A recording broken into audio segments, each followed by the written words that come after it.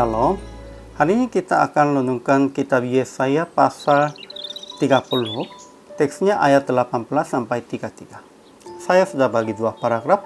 Paragraf yang pertama ayat 18 sampai 26. Tuhan menanti-nantikan saatnya hendak menunjukkan kasih-Nya kepada kita. Sebab itu Ia bangkit hendak menyayangi kita. Jadi berbahagialah semua orang yang menanti-nantikan Dia. Tuhan akan membalut luka umatnya dan menyembuhkan bekas pukulan. Paragraf yang kedua ayat 27 sampai 33. Tuhan akan memperdengarkan suaranya yang mulia, akan memperlihatkan tangannya yang turun menimpa dengan murka yang hebat dan nyala api yang memakan habis dengan hujan lebat, angin ribut, dan hujan batu.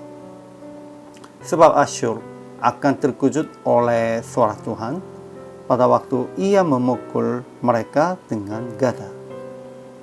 Kesimpulannya, Tuhan menunggu kita supaya memberkati, dan semua orang yang menanti-nantikan Tuhan akan berbahagia. Umatnya tidak akan menangis lagi. Pengajarannya tidak akan menyembunyikan diri lagi, dan akan membimbing ke jalan yang benar di belakang mereka, dan akan kenyang dan tidak haus lagi, baik manusia maupun bintang juga. Tuhan akan membalut luka umatnya dan menyembuhkan bekas pukulan. Kemudian Tuhan akan menghukum Asyur dengan bangsa yang kuat seperti api nyala. Tuhan akan memperdengarkan suaranya yang mulia, akan memperlihatkan tangannya yang turun menimpa dengan murka yang hebat dan nyala api yang memakan habis dengan hujan lebat, angin ribut, dan hujan batu. Pada hari itu, Tuhan menghukum dengan bangsa yang kuat dan bencana alam. Ajaran tentang Allah. Pertama, Tuhan menanti-nantikan saatnya hendak menunjukkan kasih-Nya kepada umatnya. Tuhan adalah Allah yang adil. Kedua, Ia akan membimbing umatnya di belakang mereka dengan kata, inilah jalan, berjalanlah mengikutinya.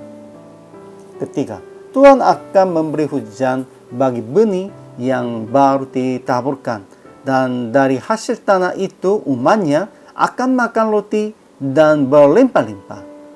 Ternak mereka akan makan rumput di padang rumput yang luas.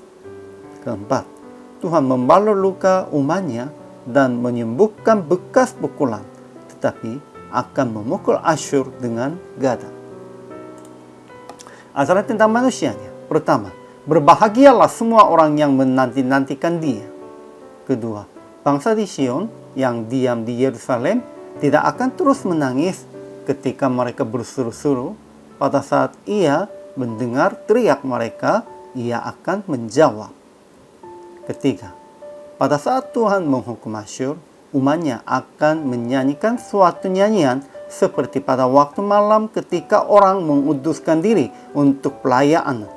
Dan umatnya akan bersuka hati seperti pada waktu orang berjalan diiringi suling hendak naik ke gunung Tuhan. Aplikasinya, pertama, menanti-nantikan hari Yesus datang kedua kali. Hanya berharap Dia. Kedua, berjalan sesuai dengan bimbingan Tuhan. Ketiga, memuji dan menyanyikan Tuhan sekalipun di dalam kesulitan. PR praktek hari ininya, menanti-nantikan Tuhan dengan memahami hatinya dan menanti-nantikan umatnya kembali.